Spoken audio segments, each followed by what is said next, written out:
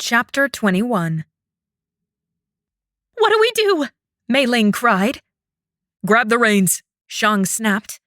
She reached backward, almost toppling off her saddle in her attempt to snag the reins. Finding the lead, she was about to tie it to the horn of her saddle, but Shang held out his hand for it. She gave it to him. "We're going after Fen," Shang said, drawing the horse alongside his and pointing where she'd dived into the treetops as a hawk earlier. "That's where they must be." "We?" Meiling squeaked. "I can't leave you alone now, can I? Phoenix has scorched that Fen. Fool! But you need to stay far enough away from the battle, and you'll stay mounted so that you can flee if necessary." "What about you?" she asked, her own terror coursing through her veins at the prospect of another battle. She rubbed her sleeve up and down, letting the friction warm her arm despite the heat overhead. What about Shang's injured shoulder? "Will you try to rescue the healer, then?" He did not look at her as they rode closer to the spot he'd pointed to. "I'm rescuing Fen. Idiot girl." He sprang from the saddle, drawing a sheathed broadsword from his saddlebags and buckling it to his back before holstering a loaded jian. He glanced back at Meiling, his eyes catching a strange light. In 2 strides, he was standing next to her horse, placing one hand on the neck of her horse, the other gripping the reins she held. His face was so intense she couldn't look away. "Don't come near the fight," he said, his voice threaded with darkness and earnestness. "Stay here, and if the battle takes a turn for the worse, Meiling, you run. Don't wait for us. Go that direction. I'll catch up and find you." He held her gaze for a long moment. Meiling's throat went dry. He hadn't promised that they would catch up. He promised he would. Which meant if he couldn't save Fen, he would leave her behind. He'd let his comrade die to fulfill his duty to keep Meiling safe. He turned and ran into the forest, hardly making a sound despite his swift progress. She watched as he disappeared, heart in her throat and a sense of helplessness settling heavily on her shoulders. If only she could fall asleep, then she could be of some use to them. But there was no way she could fall asleep like this, not mounted on a horse with the threat of battle tasting like sour wine on her tongue. It was only a matter of seconds until the first bursts of shouts, roars, and colliding magic met her ears. She gasped, and her horse nickered nervously. The fight was much closer than she'd originally thought. If she moved forward a little, she might be able to catch a glimpse. A scream, much nearer than the earlier ones, burst into the air, loud and terrified. She gripped her reins, glancing around with wide eyes. Should she already run? Surely they couldn't. 2 figures broke through the trees, a man and a girl. Meiling pulled back in her saddle, biting a scream between her teeth. The illusionist! He dragged a bound, screaming, and kicking girl after him. Fei Yan. She wrenched in his hold, yanking back on the iron grip with which he restrained her. She was dirty, bruised, with a bloody gash across her collarbone. The illusionist limped as he dragged her, his thigh wrapped up in stained bandages, where Shang had pierced him with a horrific ice bolt outside the inn. How had he not died from such a wound? He was ghastly pale, seeming to act in strength not his own.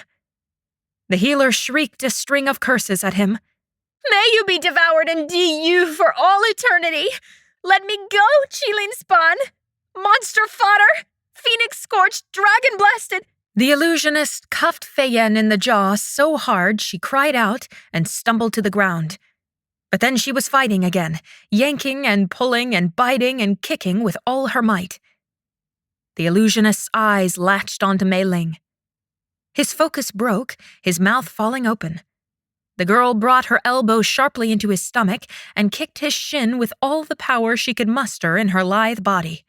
He yowled, wheeling back, and then smashing his fist into the girl's face just as she, too, saw Meiling. Those eyes, so dark and beautiful and fierce, burned in Meiling's memory. Fei-Yen crumpled. Fire burst above the treetops. A ferocious roar tore through the air.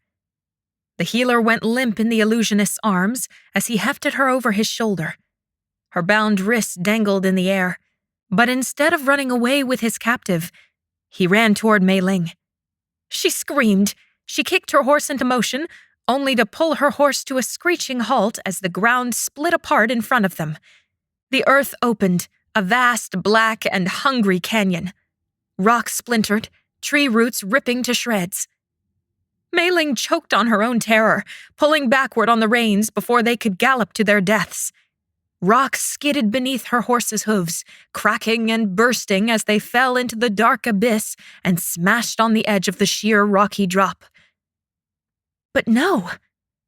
Her rational mind caught up to her instinct. This gaping hole in the earth, it was only an illusion. It certainly looked real, but it couldn't be. She should keep going. She wouldn't fall to her death. Nothing would happen if she rode straight into that hole. Her hesitation, her momentary flash of panic, was all the illusionist needed. A hard blow hit the back of her head. Meiling slumped in the saddle. Her vision went black. Her soul burst free of her body with such a force that she went flying into the air, wheeling and careening. She whirled, looking down in time to see her body fall from the saddle into the illusionist's free arm. She screamed inaudibly. The illusionist, now with two unconscious and limp girls in his arms, let them both fall to the ground as he caught the reins of Meiling's speckled horse. He glanced back toward the emanating glows between the trees. Then, with a grunting heft, he slung the healer over the saddle of the horse. Panting heavily, he reached down and lifted Meiling. She sent her spirit hurtling through the trees, toward the battle as fast as she could. It was a blur of orange, red, ice blue, and a steel-gray glow. It was such a flurry of fireballs, ice bolts, gusts of wind, and tiger teeth that she couldn't tell what was even happening. She burst into Shang's mind. "The illusionist is kidnapping me!" She screamed into the familiar grand hall of his mind. His entire body balked at the sound of her voice. Meiling, where are you? His thoughts immediately shifted from battle instinct to trying to spot an opening to escape the battle without leaving Fen for dead. "Back where you left me. The illusionist knocked me unconscious. He's putting me and the healer on my horse to get away." "Fight back!" Shang shouted back, strained so much that plaster fell from the ceiling overhead. "Get in his mind!" "I'll try to slow him," Meiling said, and then zoomed out of his mind. Why hadn't she thought of using her magic that way? Probably because she hadn't been trained for battle. She zipped back to where the illusionist guided her burdened horse away from the fray. Gritting spirit teeth, she flung herself into his mind. She found herself standing in a world so vibrant, so full of color, that she was temporarily overwhelmed. She stood at the center of an explosion of radiance, blinding light fracturing into diamond glitter. Slowly, the light clarified until the emerald shifted into brilliant green trees, the diamond fractals into vivid rainbow flowers. A flagstone path paved the ground beneath her feet, and the sky sparked clear sapphire blue overhead. If this was her mind, she'd never want to be anywhere else. The beauty was dazzling. But when she blinked, her vision switched to see out the illusionist's eyes. Her mind almost broke at the realization that he was seeing double out of his own eyes, too, which meant Meiling saw triple: his vibrant mindscape, the forest where he dragged the horse after him, and another image entirely. An illusion he was trying to create. She jolted as a sudden realization struck her. He wasn't articulating his thoughts. His mind was near silent. His thoughts were not quite emotions. Emotions were tangled in them, but they weren't his own. They were the emotions he was trying to project and capture. He built, taking elements of his own vivid imagination, which was some strange conglomerate of emotions, pictures, and music, and mixed it with reality, fashioning a glimmering image that spewed refracted rainbows. What could she do in this mind? Should she try to tamper with his illusion? Should she talk to him and tell him what to do? Hope he'd listen and think it was his own voice? That had worked on Fen, but not Shang. Something told her it wouldn't work here either. He was so focused, so incredibly focused, that he wasn't thinking about where he was going. Could she try to guide him back to the others? She could tell him to turn. Would he listen? Could she do something else? Plant an impression or something? Could she manipulate his emotions? She had no idea, and time was quickly running out. She spoke, whispering, "Left here." Could he even hear her with how soft her voice was? Could he even process her words while so focused? But then she blinked back to his vision, only to discover that he had turned. He operated on instinct while absorbed in the illusion he spun. "Turn here." He turned. Meiling almost laughed with ecstasy, but she clapped her lips shut and then, on impulse, tried to glimpse the illusion he created as he guided the horse and his captives directly back to where they'd come from. She blinked into his third picture and lost control of her own mind as an image flooded her awareness.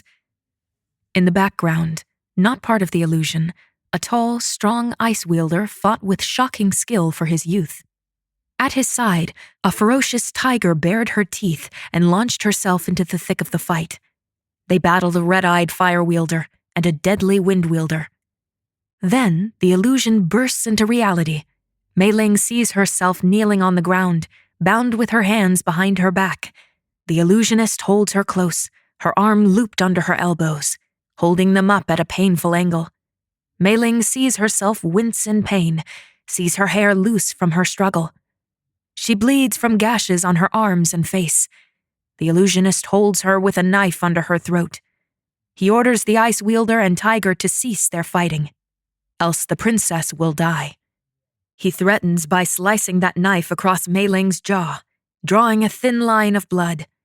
She cries out, her eyes wide and full of terror. "Please," she whispers to the ice wielder and tiger. "Please." The illusion shifts slightly, and Meiling sees what will be. The ice wielder will pause, stricken. The tiger will shift back into her more vulnerable human form. Both will look into Meiling's eyes, see her fear and pain. Both will feel their defeat and their failure. They will drop their weapons. Knives and ice will clatter to the ground. Claws will be retracted. And then the fire wielder will blast them with fire from behind. They will crumble, fall. They will die. "No!" Meiling screamed. "They will not die!" The illusion trembles, buckling under the weight of her words and the break of focus. She kept shouting, too afraid that he'd already projected the illusion to Shang and Fen. "They live! They see through the illusion! They know it's false! They don't stop fighting! They don't care about the vision, princess! They defeat the brigands!" The illusion broke. Agony crashed into her spirit, the agony of that soul-shattering of a stained glass vision. Meiling screamed. The sound reverberated through the garden as if it were an empty chamber, hollow and cave-like.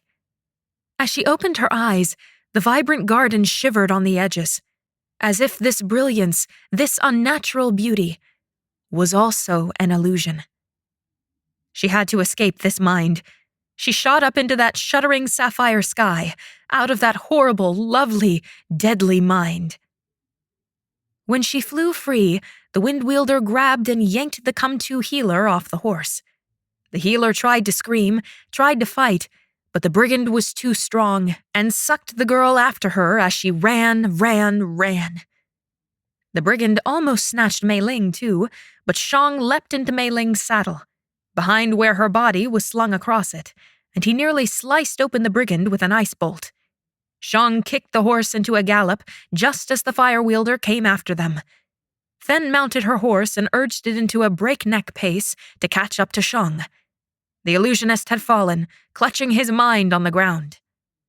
Meiling's spirit dragged along after her body, away from the brigands and their prisoner. Feyen! She tried to call after the poor healer, but she had no voice in this cursed ether, this world between worlds. She gave up and raced to where Shang and Fen rode hard. Sweat gleamed down his face as he drew in ragged, gasping breaths. He leaned down into the horse as it galloped through the treacherous, rocky ground and between the reaching branches of the forest.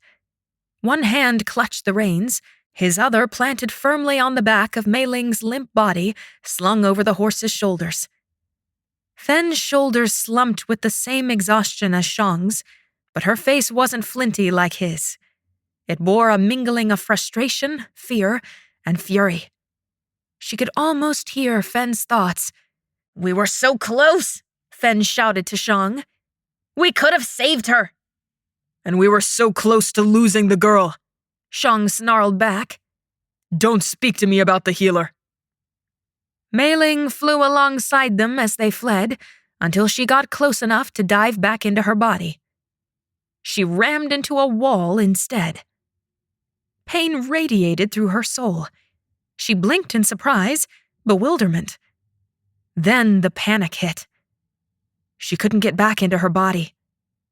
Don't panic, she told herself, trying to calm herself.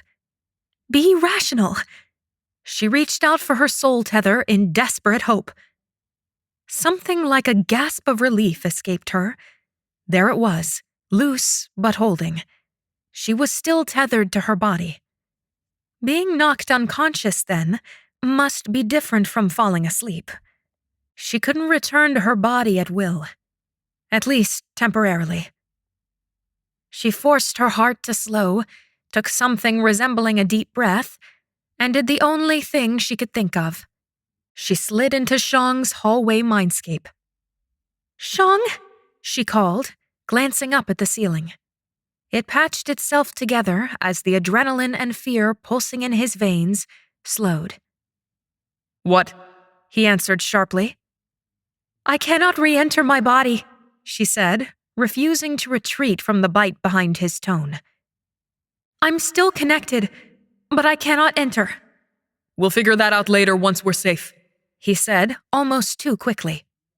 "Leave my mind." "I'm leaving," she said, slipping out and barely restraining a growl of annoyance. Let him be unconcerned. It wasn't as though this had never happened before and she might forever be locked out of her body. Was this what Pa meant when he said if people knew of her magic, she'd be put to sleep? Eventually, Shang and Fen slowed their horses. "Can you scout, Fen? Make sure we're not being followed?" Shang asked, and just as quickly shook his head. "No, Meiling," he called into the air. "You scout." The request surprised her. Fen raised a glowering eyebrow at Shang. He ignored her and led on, his hand still planted on Meiling's back, his fingers digging into the folds of her robes. She flew higher, scouring the distance for any telltale glows. When she found nothing, she flew below the treetops, squinting and hunting for the smallest sign, the smallest glow. Nothing. Relief flooded her. She returned to find Fen and Shang riding at a slower pace, Fen in the lead this time. Where was Shang's horse? Had they left it behind in their bid to flee quickly? Fen's face was a thundercloud of barely contained fury. Shang's expression, on the other hand, betrayed no emotion. Meiling hovered nearby, unsure how to report that the area was clear. Did he want her to enter his mind? She hesitated. That was when Shang bent, carefully lifting her limp body from where it was slung over the horse. He pulled her upward, arranging her so her head lolled over the crook of his elbow, her hair falling loosely over his arm and in her own face. His other arm, previously under her knees, shifted her into more of a sitting position in front of him on the saddle. Her arms hung from her shoulders like a floppy rag doll's. Shang pursed his lips, took a deep breath. His thumb brushed the hair out of her face. Meiling's heart thudded through her tether. What in the 7 valleys was he? "You're taking 1,000,000 years," Fen barked. Shang's gaze moved from Meiling's face to glare at Fen. Her dead weight is heavier. Hard to get into a proper position. "Just get it over with." His lips pulled back from his teeth in a snarl. Shifting Meiling's body again in his arms, he leaned down, bringing up the elbow her head rested against. His lips pressed against hers. Gently, hesitantly. Meiling's soul lurched, jolted, screamed. She flew backward, stumbling on nothing but air and landing in a heap of shadow on the ground. Her tether pulled taut, drawing her back to her body with ferocity. She shrieked, pulling against it, desperately afraid to wake up to Shang kissing her. His brow puckered as he kissed her. Perhaps he felt her resistance, wondered why she had not blinked awake, why her lips were still so unresponsive. "Is she awake yet?"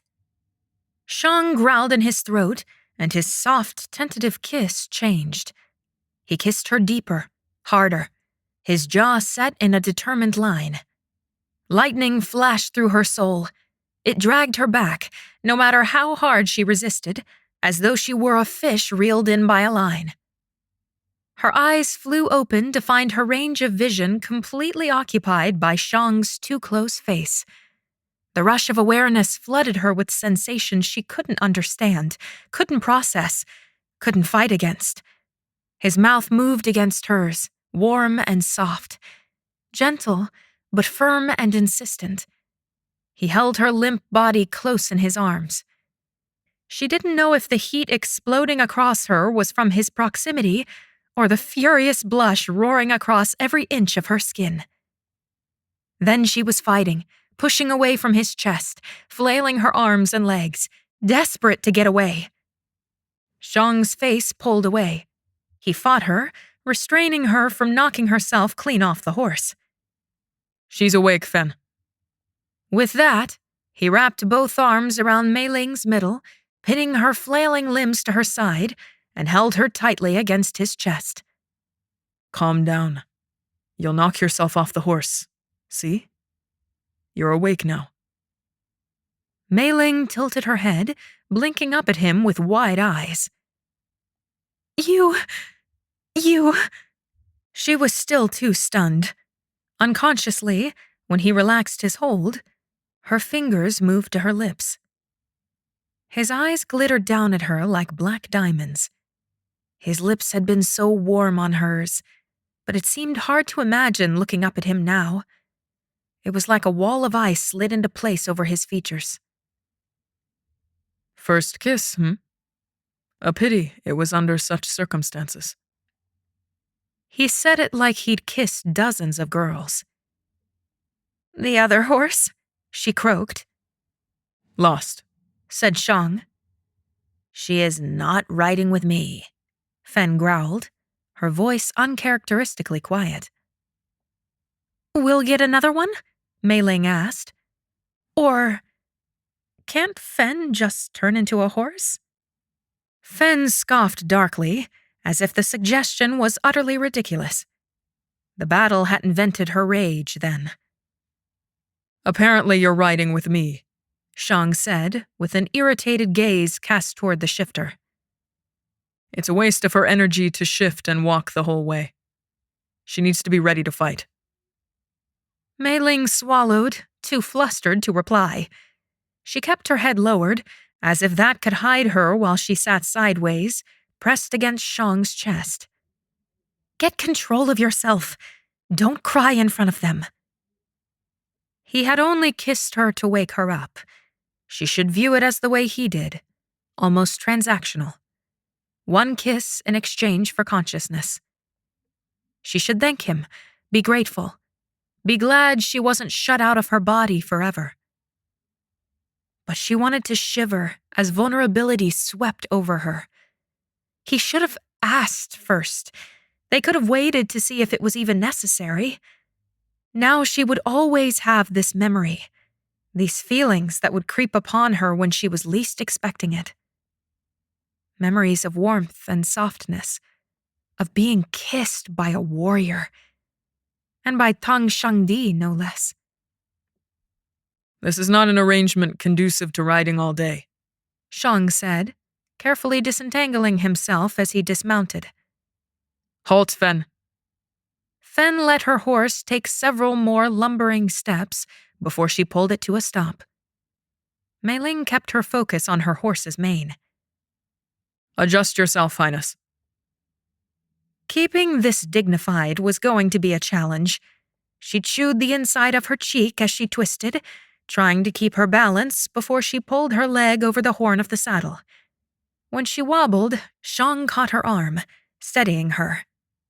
His gaze burned into the side of her face, but she would not look. Clinging to his arm, she straddled the saddle, scooting forward as much as she could. Would her face ever cool? This blush was hot enough to carry with her through the rest of her life. Then, apparently because she was a masochist, she glanced at Shang. Their gazes locked. It was hardly more than a second. That second was enough to burn the handsome lines of his face, his lips, into her memory. He just kissed me. Shang's foot was in the stirrup when he paused to glance at Fen, at the hard set of her shoulders. His mouth pursed into a tight line. Then he mounted up behind Meiling, reaching around her to grab the reins. He was too close. Perhaps on a cold day, having his warmth around her would have been more tolerable. It was still summer, however, and his nearness made her sweat. Flushed and flustered, she kept her head low to stare at the horse's gray mane and block out her back pressed against his chest. She imagined away his exhales in her hair and tried to not stare at his muscular forearms on either side of her. No sign of pursuers? He asked. She only shook her head. She did not trust her voice. Could they please camp soon? Could they please get to the fortress? Now? Perhaps she would allow herself a tear or two. Too subtle for her companions to notice, but enough to relieve a fraction of the pressure building in her chest. She let one tear escape and trail quickly down her face. After that, she just had to wait until nightfall to let her haggard emotions sort themselves out in the darkness and privacy of her tent and her shadow wanderings. She only had to survive until then.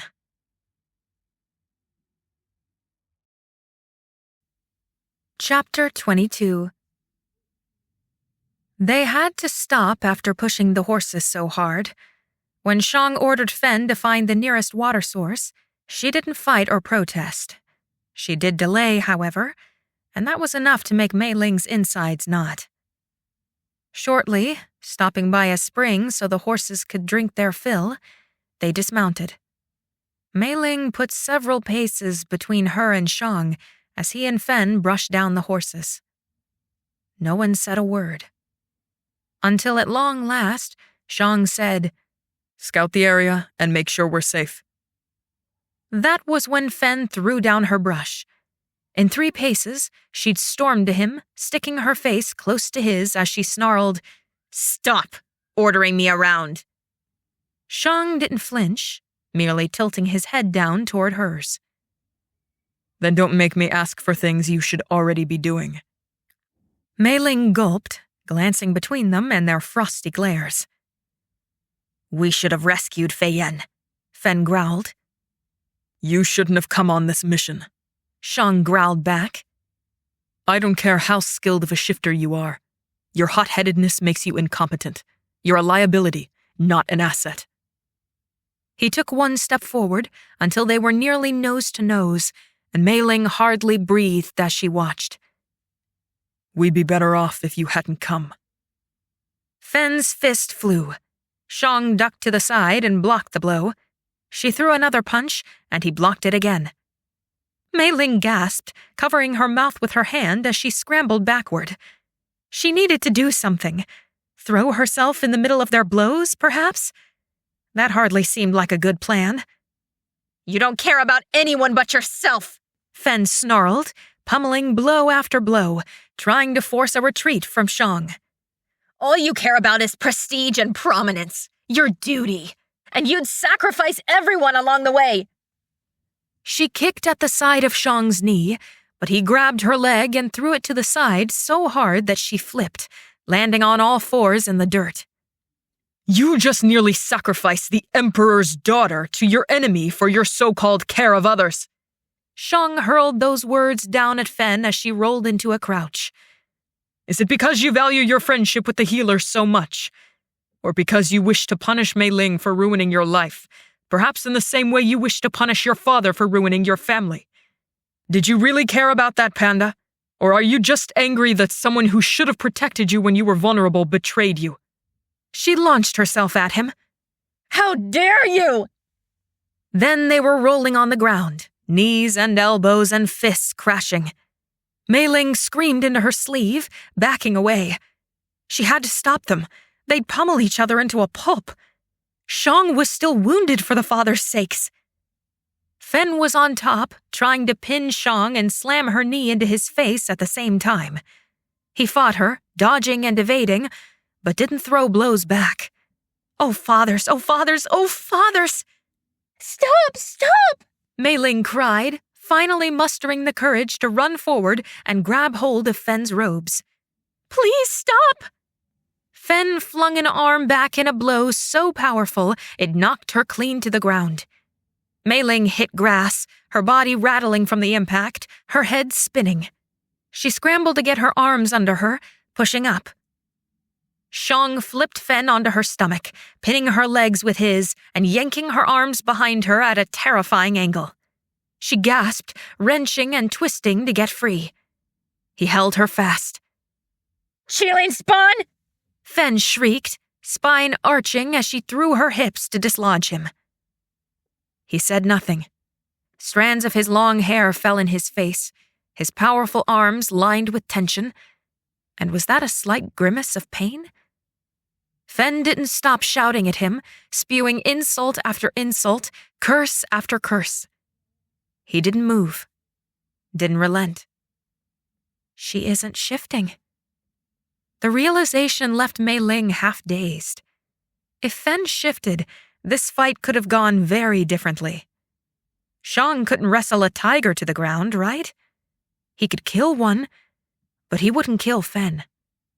Right? But Fen didn't shift.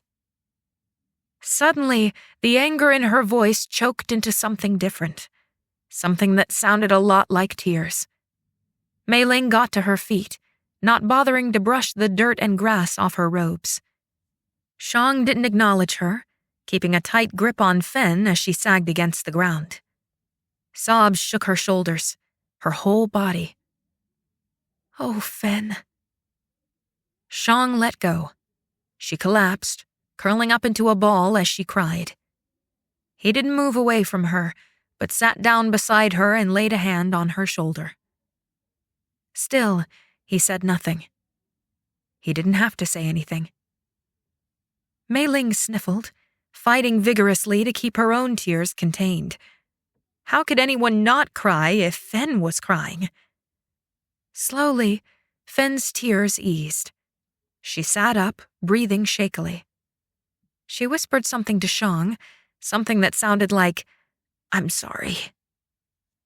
Shang squeezed her shoulder in response and got to his feet, picking up the brush she'd thrown. If Fen would have accepted it, Meiling would have offered her own comfort. A hug, a hand on her shoulder, a sympathetic look. She refrained. Fen would only take any attempt at comfort as patronization. A sense of lostness swirled around her soul. Shang and Fen might argue and fight viciously, but a deep bond burned between them. A bond that came from spending their lives at each other's side at the academy. They were comrades, brother and sister. Shang had gone after Fen when she attempted that rescue of Fei Yen, when he should have left her for dead. Fen's hurled accusations that he cared for no one but himself weren't true. Not one bit, and she knew it. They cared enough about one another to struggle and strive together. Meiling didn't have that. She wanted it. She wanted friendship. But was it even possible to be friends with someone like Shang or Fen when they'd known each other their whole lives, and she'd only just entered the picture? Highness, said Shang, rousing her from her thoughts. It's time to mount up. Now that she no longer rode so far behind the others, Meiling couldn't miss the bits of conversation that drifted between Shang and Fen. Plans for how much longer to ride, how far they were still from the fortress, should they stop for food or hunt more for meat, and little bits here and there about academy things. At first, Fen was quiet. Her red-rimmed eyes and flushed skin kept Meiling from peeking at her too often. She longed for some distraction from Shang's arms around her, but their party remained silent for almost an hour until finally Fen asked, "Did you restring my Jian when you had them out?" I restrung and recalibrated both of them, Shang replied. And that was the end of the tension that had hung so heavily between them since Fen discovered Bogon. Perhaps they were taught comradeship at the academy, how to work together on missions, how to hunt and fight together, knowing both would make mistakes aplenty. When they lapsed back into silence, there was nothing to guise Shang's heart pulsing against her back. This proximity was driving her utterly mad. She needed a distraction, and if the others wouldn't provide it, she'd just have to provide it herself. She needed to make conversation. Clearing her throat to speak, she said too quietly, "You don't throw ice balls." Pardon? Shang asked behind her. His chest vibrated with his voice. She hated repeating herself. She said louder, "You're ice. You don't throw ice balls. Why is that?" Not as effective, he said immediately.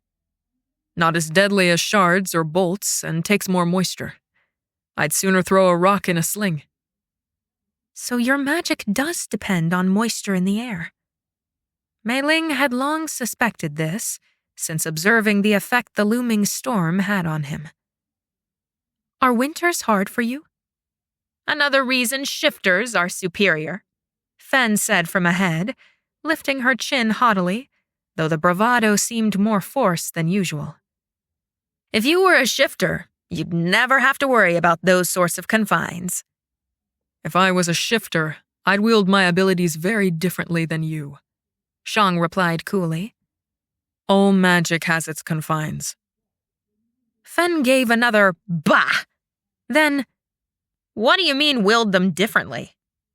She sat up straighter in her saddle, eyes flashing. Meiling wanted to glance up and see what his face betrayed, what sort of look he fixed upon Fen, but she could not bring herself to turn and arch her neck around. By the time she had made the necessary adjustment, he would be likely looking down at her with a raised eyebrow. I would shift into different animals.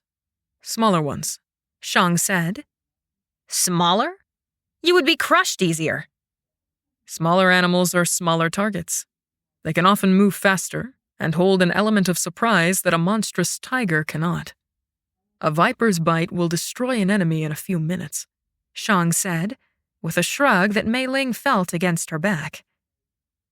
Do you know how easy it is to kill a snake, especially compared to a tiger? Fen had whirled to face him, even as her horse continued forward.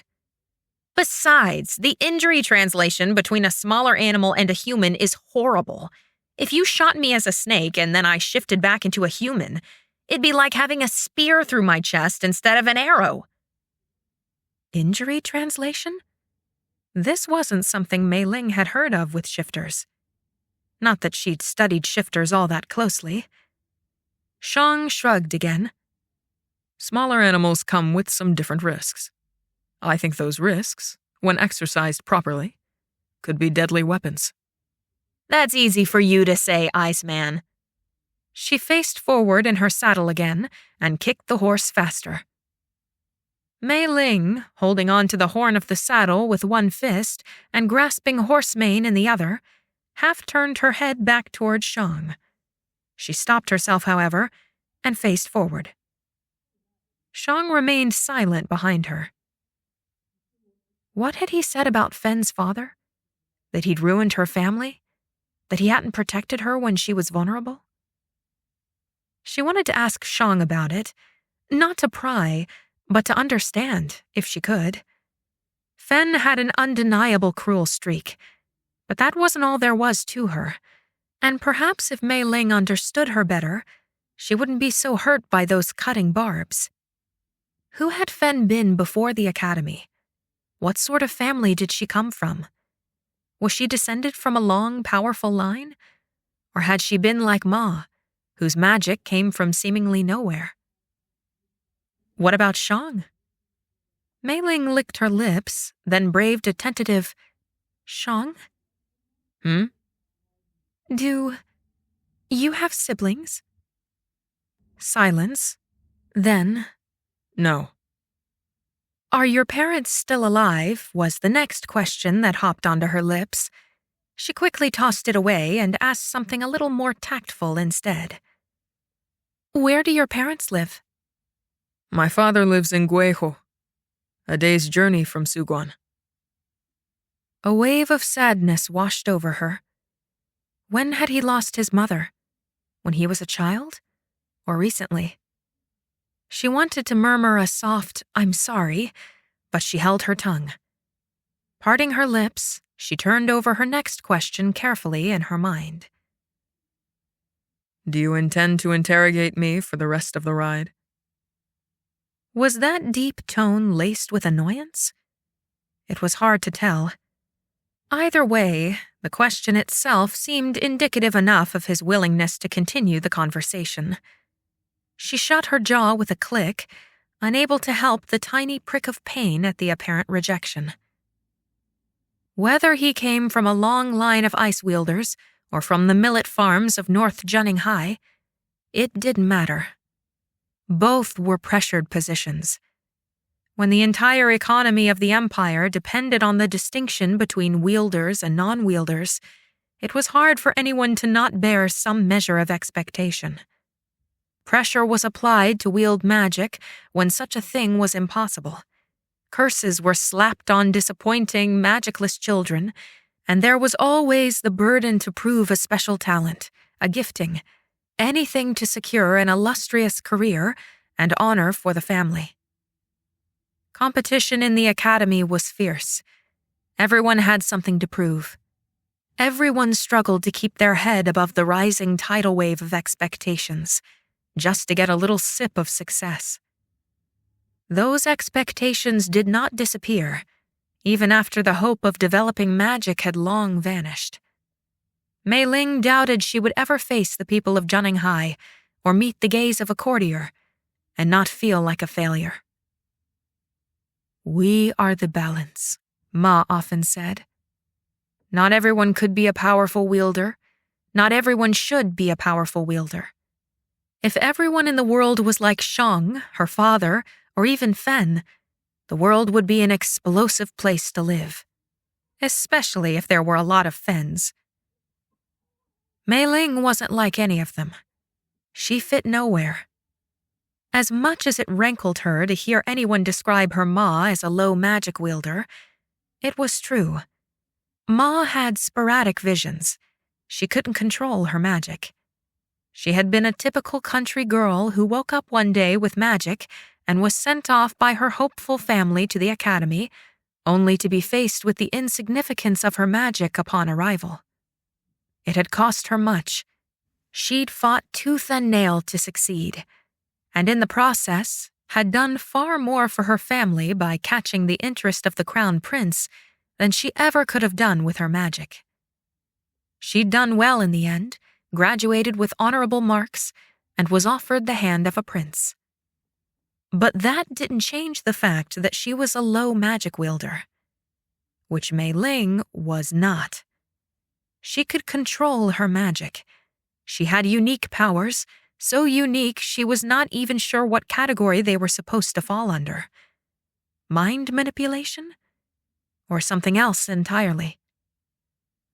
Her lack of academy education and the secrecy of her magic would forever be the dividing line between her and her peers, between her and Shang and Fen.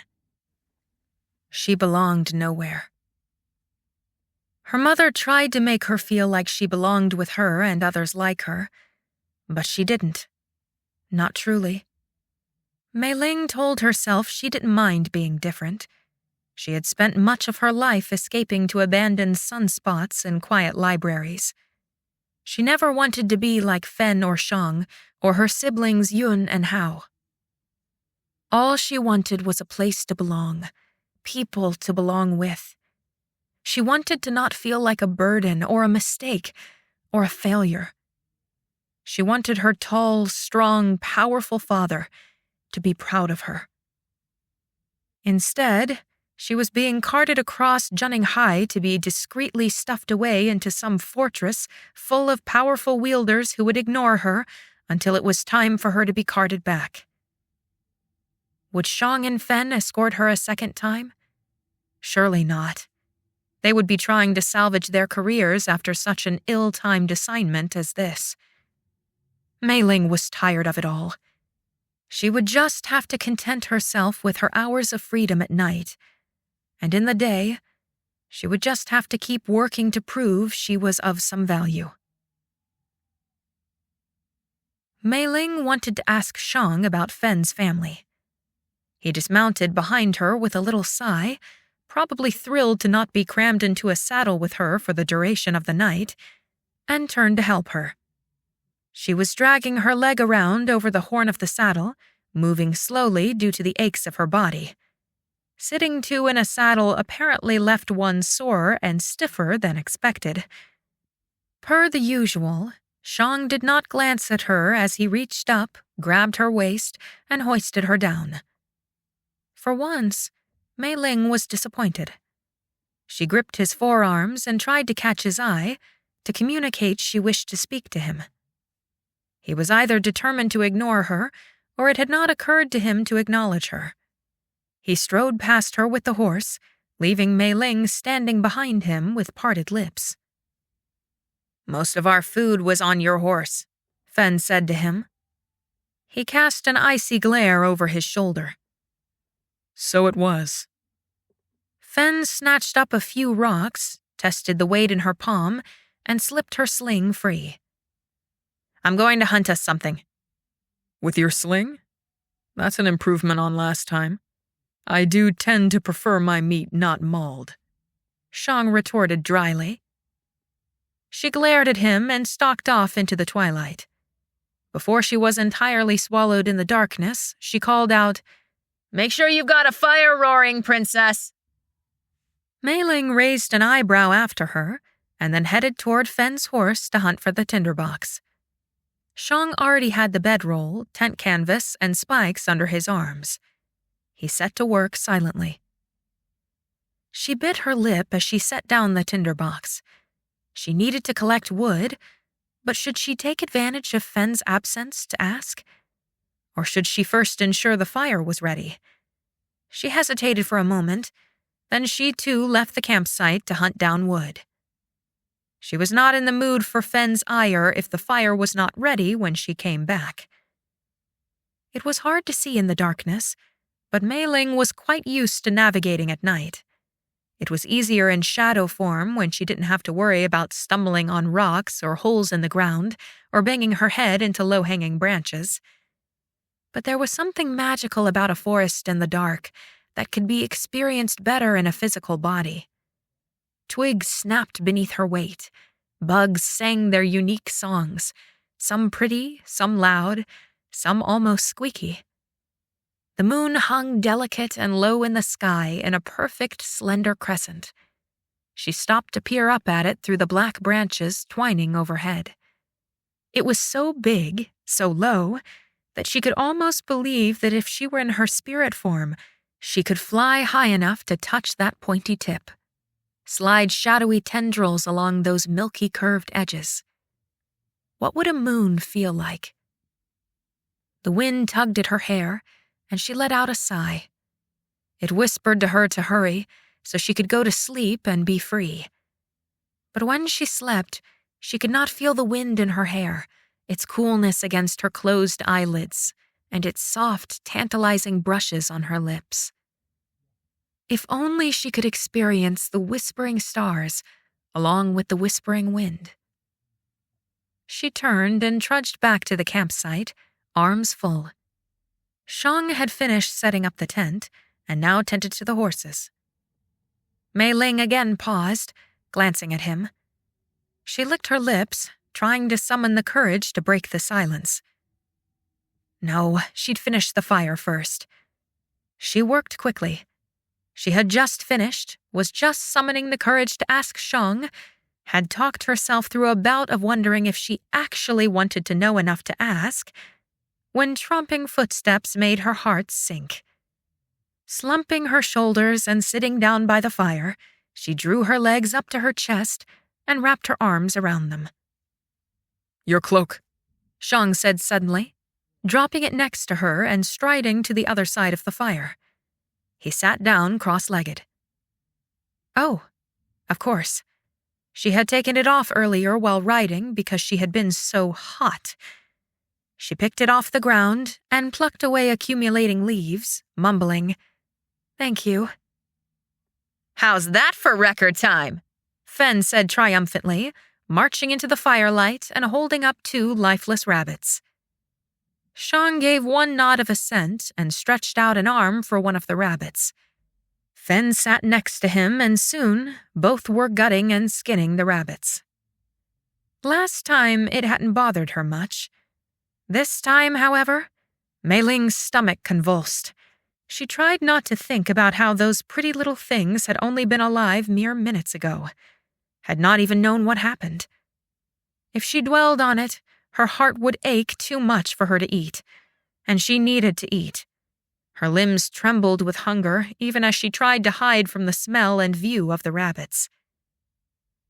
"The princess has never seen an animal butchered?" Fen smirked. "Did you think they just showed up on your table, cooked to delectable perfection? That there was no blood and guts before that?" Meiling was grimacing, wasn't she? She swallowed thickly and said nothing, trying to pull her features into indifference. She glanced at Shang and found him watching her steadily. His knife hand slowed until it had stopped moving entirely, and he stared at her unabashedly. Almost challenging. But challenging to what? Meiling blinked away quickly. She sucked in a breath through her teeth, tightened her arms around her knees, and stared into the flickering fire. What did they want from her? What did Shang want from her? She couldn't shake the feeling that he still watched her. Was he thinking about her magic? Trying to plot how he would use his knowledge to his best advantage? Planning how he could use this interruption to his benefit? She would never know. There came no chance to ask him about his earlier comments. They ate, Meiling enjoying the savory tenderness of meat after so much jerky, despite how it landed hard in her stomach. Water skins were passed around. Meiling swallowed her nodding fear and asked, "Shang, how is your shoulder? May I look at it?" Fen's taunting mimics echoed in her mind as she spoke. She braced her spine against them. His gaze flicked up to hers. It's fine, he grunted, a hard steel entering his eyes. "May I look at it? Make sure it is healing as it should?" she pressed. "It's been 2 days." I rebound it yesterday. It is fine. His voice had a slight edge, one that made her want to shut her mouth. Besides, the medical supplies are all gone. She bit her lip. At her silence, Shang glanced up at her again. She looked away and couldn't bring herself to keep pressing. After a few minutes, she retreated to her tent. Fens chattering at her back, she lifted the tent flap. It was coarse and thick in her grasp. She hesitated one moment longer, fingering that flap. Should she have fought him more? Why did he insist on being so cold? With a little shake, she pushed the flap aside and entered the darkness of her tent, shutting out the firelight behind her. If he wouldn't let her tend his wounds, that was his problem, not hers. It was time for her to sleep. Finally. And perhaps she'd have a chance to ask Shang about Fen.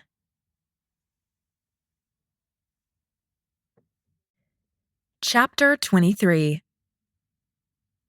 Shang was on watch first. Meiling hovered just beyond the firelight. It played on his solemn face as he stared into the flickering flames, cutting the sharp angles of his face even harsher. He looked so stern. If he would soften his features into a genuine smile, he would be the most handsome man she'd ever seen. But his lips were pursed into a tight, thin line, and despite how tired he looked, his eyes were sharp. He seemed lost in thought, but she suspected his senses were on high alert for any unusual or unexpected sounds, sights, or smells. Should she do it? Her reasonable mind said no, he would not want her in his mind uninvited. He would get angry. But her irrepressible curiosity argued that perhaps he would not mind. Perhaps he would find the conversation a welcome break from the monotony of his long watch. As if he hadn't had an opportunity to speak with her all day. But Fen had been there the whole time, and he seemed to be more reserved when she was present. Perhaps if given the chance to speak privately with Meiling, he'd take it. She flitted further away, still watching him. No, she shouldn't do it. It was not important enough. Curiosity over Fen wasn't worth the possibility of angering Shang. But that wasn't the real reason, was it? She drooped closer to the ground, her shoulders sagging. No, this wasn't about Fen. This was about herself, and wanting to know if there was a part of Shang that wanted to talk to her when no one else would interrupt, when there was no risk of Fen's mockery. It had been so long since she had warm conversation. She was used to loneliness. That was her lot in life. But this journey was another, deeper brand of loneliness. At home, she'd had Ma and Pa, and to some extent her siblings. Ma had been there when Meiling had been just a child, weeping because she had no friends like her brother Yun. Ma had held her then, and while it hadn't lessened the pain, she hadn't been truly alone. These long days were getting to her. By now, she'd given up hope Fen would ever care about her. But Shang? He'd staunchly defended her, no matter his personal opinion of her or this journey. He'd given her chances when Fen had only scoffed. And there were moments, small, almost indiscernible moments, when that ice had thawed toward her. Maybe he didn't hate her. She needed to know. But this hounding fear! What if he was angry with her? She would never know unless she tried. What if he was happy? Was she insane? Why would he be happy to discover her in his mind? Meiling's thoughts spun round and round. She hated herself for this indecisiveness. She should be firm, stolid. There should be no room for fear in her heart. If he was angry, then she would have learned her lesson. If he was not, then was there a chance she could find a friend in him? Curse you, Meiling! She gnashed her teeth together. Maybe it wasn't her lack of magic and combat training that made her useless. Maybe she was useless because of her constant indecision. She was done being afraid. She would stand up to her fears, would face the consequences of her actions. No more hesitating or indecision. She would do it. Before she could change her mind, despite how her fear grew and tugged her back toward her body, a feeling that seemed so gentle now compared to the force of Shang's kiss, she rushed in a blur of shadow across the campsite, into Shang's mind.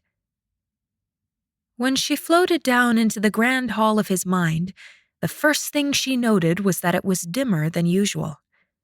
The curtains were drawn tighter. A cursory glance revealed that, thankfully, all the pillars and the red-painted plaster ceiling remained intact. No cracks wrapped like long-legged spiders around the pillars and dug into the sinuous dragons carved there. Ride hard. Could make it in 4 days. Perhaps 5. The money almost gone, unless the Emperor gave some to the girl, which seems unlikely. Foolish Fen and her impulses. We'll need to find a village to buy supplies. Or Fen will need to maul us more food. I should make her ride with the girl. They'd fit better in a saddle. No, she'd torment the girl. There would be so many supposedly accidental spills we'd deliver a concussed princess to the fortress. Zhenshu would have been far more suited to this assignment. But we must have a woman wielder for the girl's sake. This would have been much easier if we were protecting a prince instead of a princess. More helpful in battle, and Zhenshu could have come instead of Fen. Shang's thoughts spilled over Meiling so fast that she could hardly process them. So his mind was, indeed, very active despite his lazy posture. Not only that, but while his mind flew through plans of the journey ahead, the back of his mind, it was like a whisper of trained instinct toward the back of the hall, was busy processing the surroundings. Her vision caught along doors she hadn't noticed at both ends of the hallway. The apse held doors to either side, despite how in the very center were 3 panels the size of doors. Facing the other way, she found many more doors. Or were they cabinets? As much as she wanted to stay silent, poke around, and listen to his thoughts, she shouldn't. She had already listened too much. He would be furious if he knew. An idea hit her. What if she went into his memories, found his memory of earlier today, and discovered what he'd been thinking while he kissed her? Her fleshless form heated, and no matter how much she was tempted, she thrust the idea away. That wasn't fair to him. Besides, what did she hope to gain from that knowledge?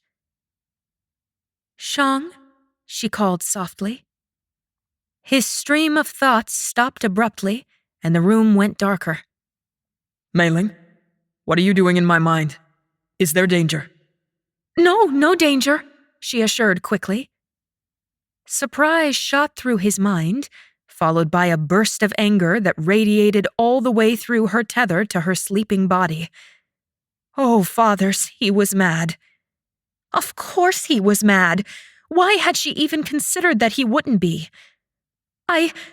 Forgive me, Was she a spluttering idiot? She sounded like one. I wanted to ask you something about— How long have you been in my mind? He growled. I just entered— Get out. His voice was calm, controlled, but she stood inside him. There was no hiding from the tight restraint flooding his mind, or the simmering force beneath that restraint. Get out. Now. I'm leaving, Meiling choked. She fled. As fast as she could fly, she exploded out of Shang's head, reeling into the ether between worlds. She choked again, sputtering. She hovered high above the ground, the campsite. Below her, Shang stood, glaring around at the campsite. He was speaking. Oh, Father, she did not want to know what he said. If she stayed this high, she wouldn't hear. She could hide from his words. But despite herself, she drifted low enough for his quiet but dark and dangerous voice to fill her senses. Don't invade my privacy. Apparently I wasn't clear enough before, so I'll say it again. Don't invade my privacy. I won't. Never again, Meiling whispered without voice. He settled back down, still glaring at the empty sky, but sealed his lips tightly together in a frown. Meiling fled, away from the campsite, away from him and his frown, away from her body, away from the everlasting tension between her and her protectors. She wanted to scream, but she was too broken to scream, too torn open, too shattered. And it wasn't because he had been angry. It was because beneath the anger, he'd been disappointed. As though he'd thought better of her but had been proved wrong. Whatever progress she'd made toward gaining his respect was completely gone. It shouldn't matter. He shouldn't matter. Not really, not truly. He was only her protector, only her escort.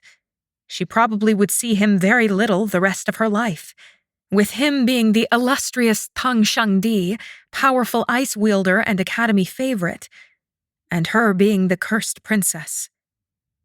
She shouldn't care what he thought of her. She shouldn't care that he was disappointed in her, that his opinion of her had fallen.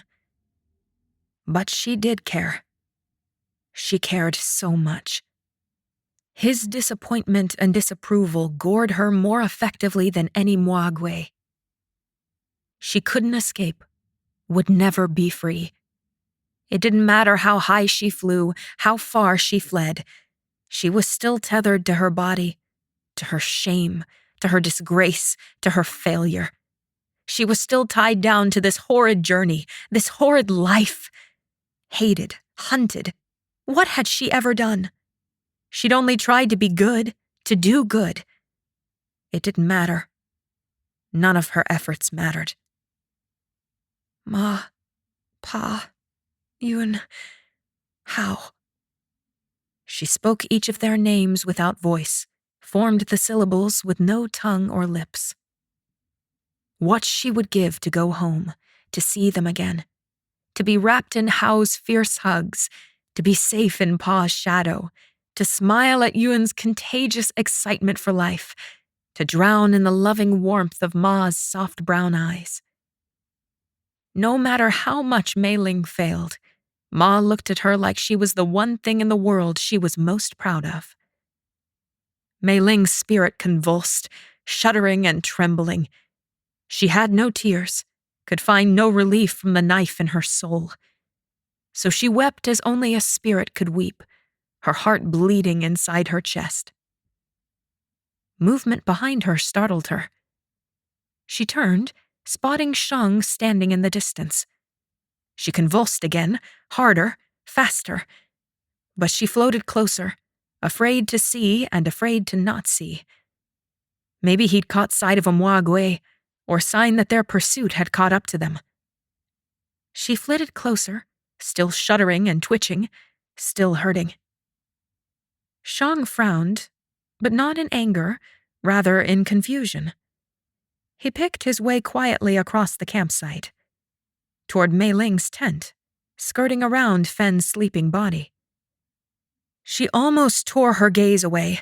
A fresh wave of shaking washed through her soul. Maybe he thought she hadn't left his mind. She waited as he crouched on the ground, brow puckered, head down, ear leaned toward the canvas. It was only then that she heard what he heard. Soft weeping. Shallow, tremulous gasps for air. She was crying. Her body was crying in response to the pain in her soul. Meiling froze, dread knotting into a rock in her stomach. She tried to calm herself, to quiet her spirit's convulsions. Slowly, breath by breath, the sound of weeping quieted until it was only a sporadic, shuddering gasp here and there. This, too, calmed. Shang's head lifted, his dark eyes piercing into the night sky, like two glittering black stars. Meiling held perfectly still. Her body might have stopped breathing. He stood, glanced around warily, as if he suspected she watched him. Then he straightened his tunic and strode with less care than before back to his spot by the fire. He sat on the ground, one long leg stretched out, the other bent.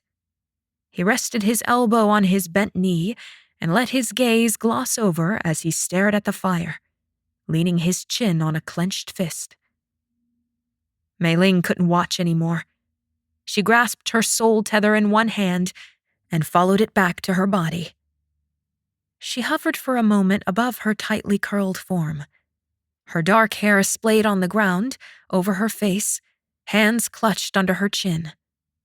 Her face was wet, tear stains on her clothes and bedroll. Occasional shudders escaped her parted lips. With something like a cry of pain, she did something she hadn't done in many years. Meiling slid back into her body to sleep. Fully sleep. She didn't want to think thoughts or feel the pain for another moment. She couldn't. Blessed oblivion welcomed her. Chapter 24. Fen was talkative the next morning, spewing story after story from the academy to Shang. He remained quiet. Never once looked toward Meiling, never once let his glimmering black eyes settle on her. He nodded and grunted in response to Fen, but mostly ignored them both and set about preparing for the day's travel. Meiling blinked back the fog in her brain. She huddled in the folds of her cloak, not bothering to redo her braid, and instead left it in shambles. So this was why everyone seemed so tired in the morning. If she didn't know better, she'd think she had slept a full day, or perhaps been trampled by a horse. Her eyes were puffy to the touch, and she hoped Fen assumed it was from sleep. Shang wouldn't be fooled, of course. He stood, signaling that it was time to ride. From her vantage point, hunched on the ground, he seemed so much taller. She quickly averted her gaze, lest he catch her staring. It was a silly fear. He was utterly set on refusing to acknowledge her existence. "Your bruise is spreading," Fen said, squinting her eyes at Meiling's forehead. "I don't think bruises spread," she responded quietly. Fen huffed, but said nothing more. Meiling scrambled to her feet. Each movement sent a fresh wave of aching pain through her body, and she barely bit back a moan. Every step closer to Shang and their horse was difficult, though the pain seemed to be less and less physical. He would not look at her, not as he helped her into the saddle. He did not place her foot in the stirrups. Those were for him. Hardly after she had settled, he swung up behind her. He grasped the reins, encasing her between his arms. He said nothing, but a small sigh escaped his lips and rustled the hair on top of her head. She pulled her cloak tight around her, but it could not block out the feeling of his chest at her back, his knees fitting into the crook of hers. She hadn't grabbed the horn or the mane of the horse before Shang kicked it into motion. A startled grunt escaped her throat. She lurched forward in surprise, but he caught her around the waist and held her steady, pulling her firmly against him. All without a word or an acknowledgement. She fisted the horse's mane in her hands. Fine.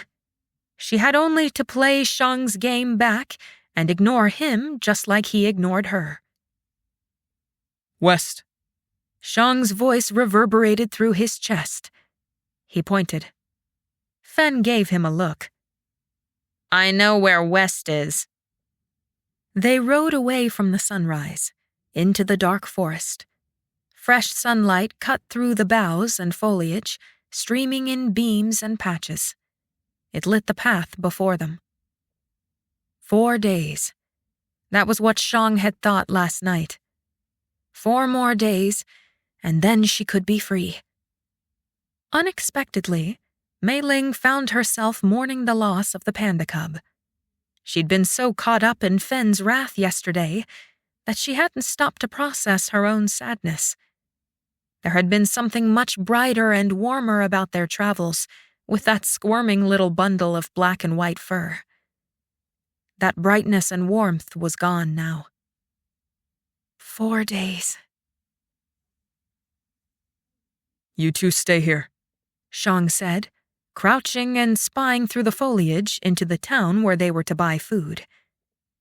Don't do anything stupid while I'm gone. He fixed a warning look on Fen.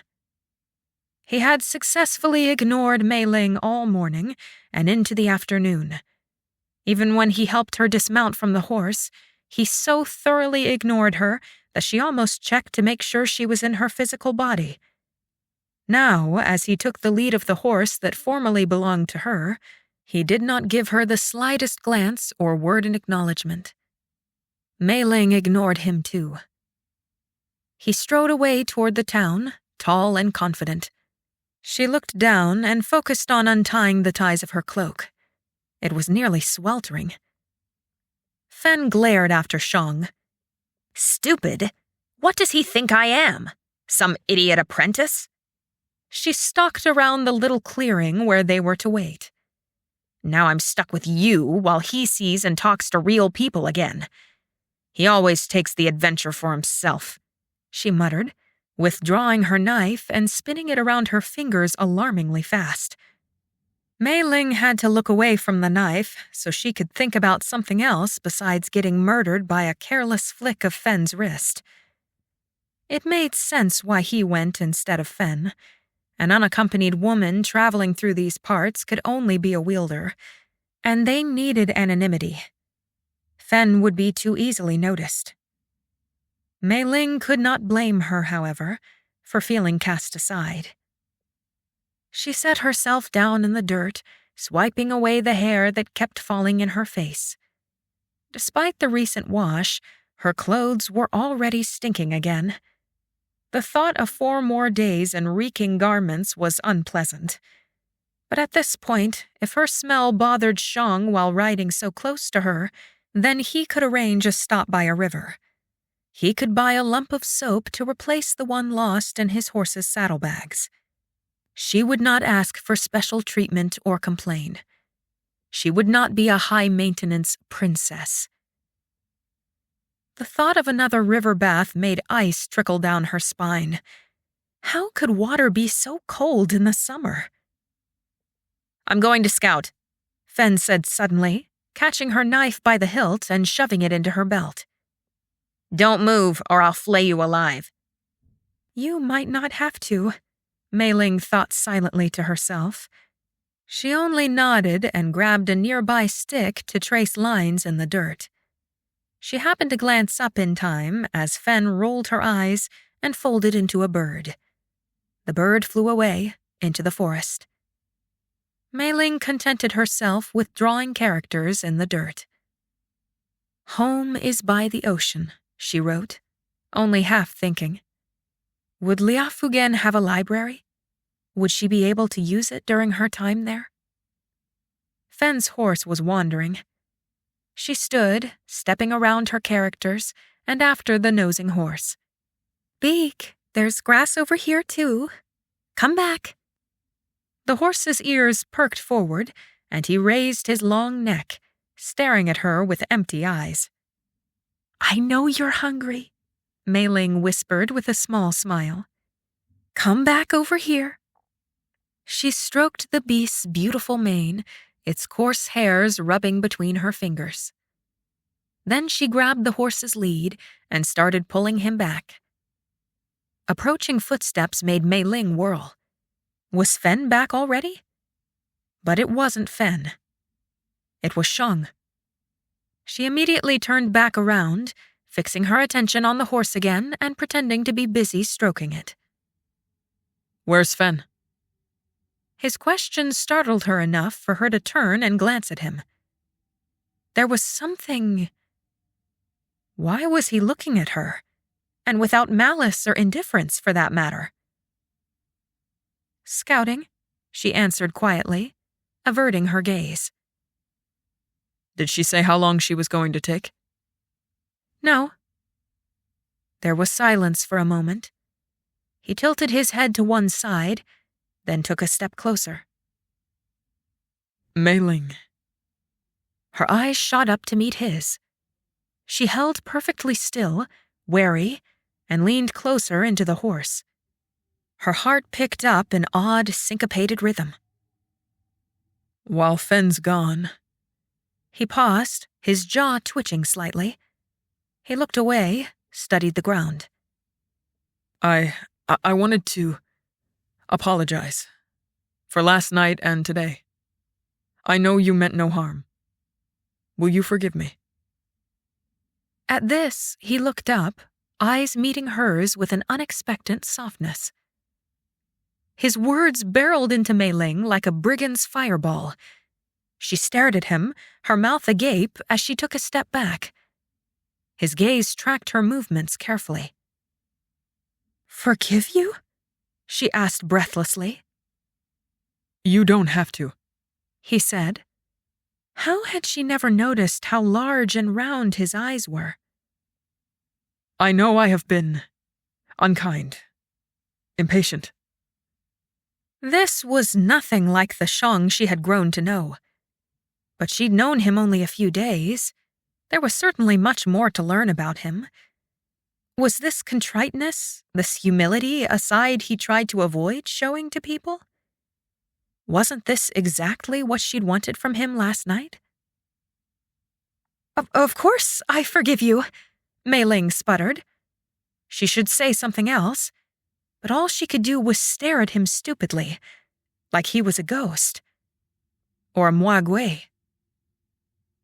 Thank you, He said, and gave a small smile, one full of warmth. She had been right. A smile made him handsome beyond description. Not only was it beautiful, but it was oddly vulnerable.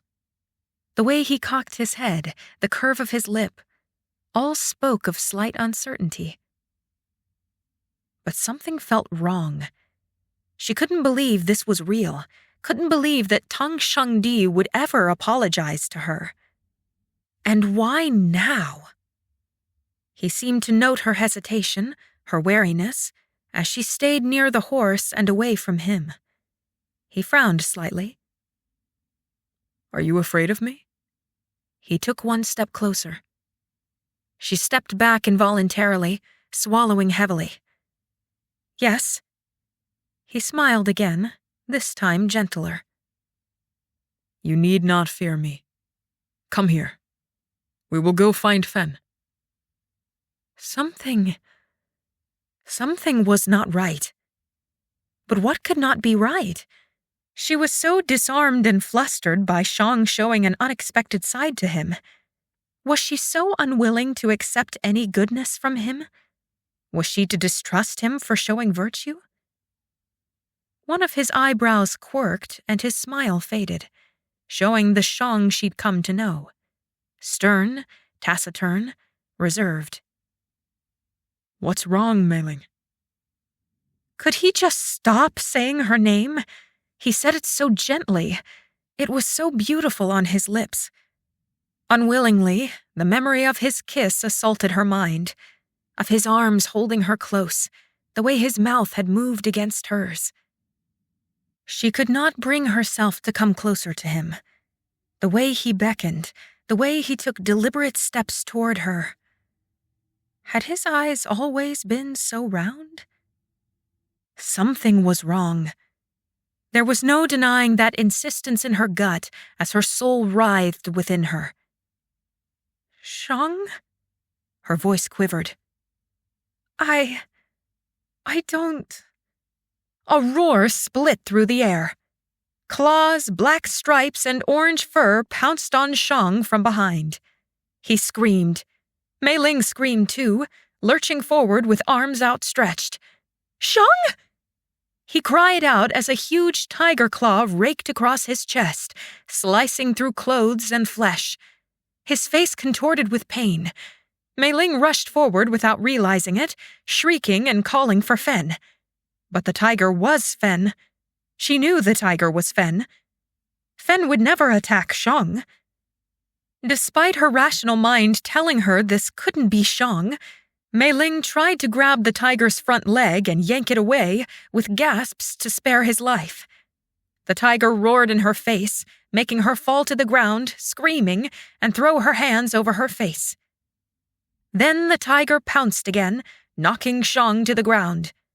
Before she could scream again, powerful jaws snapped down on his neck and ripped. Shang went still. The tiger stepped back, growling with visible fangs as the body melted into a silver fox with 9 tails.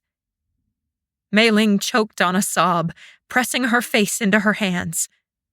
Fen shifted into her human form, looking grimly down at the monster. Then her battle-lust-filled eyes fixed on Meiling. It's hard enough to kill a fox spirit without you trying to save it.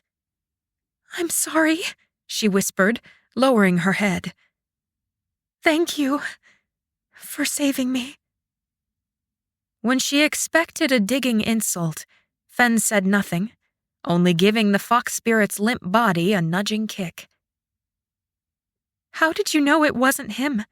Meiling asked, afraid to hear the answer. There was no mockery in the lines of Fen's unusually serious face. The key to fighting the lure of the fox spirit is to know your own weaknesses. You're not trained as a warrior, but if you were, you'd have seen the inconsistencies. Where was Shang's horse? The food he was supposed to bring back? When has he ever smiled like that? Never. So she had watched the entire exchange. Meiling's face heated. You didn't know with complete certainty that it wasn't him, she said, afraid of the answer. Fen shrugged, giving a dark grunt. You can't know for sure with fox spirits. So, you kill and hope your guess was right? She almost stuttered on the words. Basically, Fen said, not seeming to either notice Meiling's shock or have any of her own. She looked down at the body, gored from her teeth and claws. Then she looked up, a strange glint in her eyes. What was he apologizing to you for? Meiling drew in a shuddering breath. Nothing. Fen eyed her suspiciously, but didn't press the issue. I need to burn the body, far enough away that no one will smell it. Don't move while I'm gone, and no falling for more fox spirits. I can't have you dying on me. Shang would murder me. She gave Meiling a fierce look of warning and snatched up a handful of still-twitching tails, mounting her horse, and rode away, leaving Meiling completely alone. Yet again. She tried to remove the images fighting for ascendancy in her mind. She never wanted to remember Shang's throat being torn out, or the way he'd spoken gently to her and smiled. Shang is still alive, she told herself, still reeling. And he is still mad at you. Another set of footsteps made her whirl where she stood. Shang, with his horse and a full sack. His footsteps slowed when his black eyes, less round than the apparition's, caught sight of Meiling. Where's Fen? He barked. Was this the true Shang? It certainly seemed so. His brow was knit, face flashing in irritation at finding her alone. But could she be sure? Meiling touched the penknife in her sleeve without thinking. He noticed, and his eyes narrowed. Burning a fox spirit, she said without ceremony. He froze. The horse stomped its hooves, ears flattening. A fox spirit? He repeated, his gaze roving over Meiling for injuries and then the surrounding area. Are you hurt? Is Fen all right? We're both uninjured. Good. Come quickly. We need to catch up with her. I don't like either of you being alone out here. She drew back instinctively. He certainly felt real. There wasn't a sense of wrongness in the air like before, and it was unlikely that 2 fox spirits would be in the same vicinity. Nevertheless, Fen had explicitly said not to fall for any more fox spirits, and she didn't want to be foolish or hasty. She was alone and unguarded. A perfect target. Shang's eyes narrowed again at her, brow puckering in confusion. Then his face cleared with sudden realization. Oh, I see. Meiling blinked at him, her sluggish mind taking a moment to understand what he just realized. Oh. She quickly averted her gaze to her toes, too embarrassed as heat burned up her neck. Of course he deduced the fox spirit had manifested as him. Wonderful. Just wonderful. Here, look, Shang said, withdrawing a knife. Her eyes widened as he pressed the tip of the blade into the pad of his fingertip. Blood welled, red and glistening like a ruby. He held up the bleeding finger to her. Visions don't bleed. How do I know it's not part of the vision? He should be irritated, but he did not seem to mind. Perhaps he preferred her skepticism. Toss me your cloak, he said, tucking his knife back into his belt. Meiling obliged. He caught it with his free hand and pressed his cut finger into the fabric. Then he tossed it back. She caught it and looked. There was the bloodstain. How do I know you're not lying to me? Meiling asked, folding the garment over her arm. About the bleeding. Shang had started loading the food he had procured into the saddlebags of the gray horse. Rice cakes, and more dragon-blasted jerky. His fingers stilled their work. Did the fox spirit bleed when Fen killed it? The image flashed in her mind of Shang lying on the ground as a tiger sank its fangs into his throat. She winced, almost sick. But he was right. There had been no blood. I thought so, said Shang, buckling the saddlebag closed and turning toward her. Come, let's go find Fen. Or are you still afraid of me? Meiling searched his black eyes for any reason to disbelieve him. Yes, she said finally.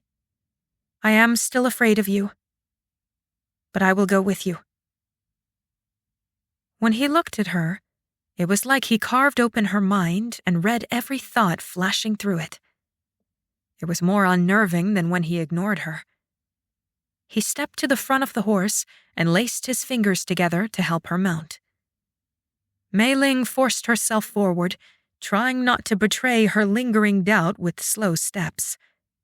After all, if he was a fox spirit, would it matter if she walked slowly or quickly to her death? She reached Shang, and he did not lunge for her throat or bare fanged teeth.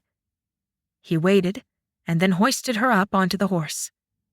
He grabbed hold of the saddle, stuck his foot in the stirrup, but paused. His gaze caught on the characters drawn in the dirt. He stared at them for a moment, then turned back to the horse. Meiling gave him a sidelong glance and found him studying her again. You should be dead, he said at last. He mounted up behind her, all but wrapping his arms around her when he grasped the reins. I suppose that is what you and Fen are for, Meiling mumbled. Lucky for you, he rumbled behind her. She tilted her head. I don't imagine my parents would have sent me on a dangerous journey without protectors. I don't imagine they would have, he agreed. A long silence passed as he guided their horse along the trail Fen had left behind, through the forest edging the village. Heart throbbing painfully in her throat, Meiling sucked in a deep breath to summon her courage. It would be easier to say nothing. But she should. Licking her lips, she said softly, I am sorry. She breathed another deep lungful and said louder, I'm sorry. About last night. He stiffened behind her, just slightly, but it was there in his chest, racing down along his arms. Let us not speak of it. She lowered her head, staring down at the horse's mane, the clumping of its hooves. Her stomach plummeted and tears threatened, but she refused to let her emotions control her. Last night, she had violated his privacy against his explicit desires. She apologized. There was nothing more she could do. If he would not accept her apology, that was his problem and none of her business. Stink of scorched flesh assaulted her nostrils. Meiling recoiled, accidentally leaning backward into him. She quickly recovered, sat up straighter, and held the scratchy folds of her cloak over her nose. A strange noise sounded ahead. It was like the tinkling of bells, of many chimes. How odd. Shang tensed behind her. The hand holding the reins slid to her waist, his palms splaying across her stomach and pulling her tightly against him. A protective gesture. Meiling tried to ignore the sudden hammering of her heart and glanced to find his other hand full of ice shards. This close, they almost looked like refracting crystals. Another strange bell-like sound, then a roar. Shang leapt off the horse in a flash. Fen!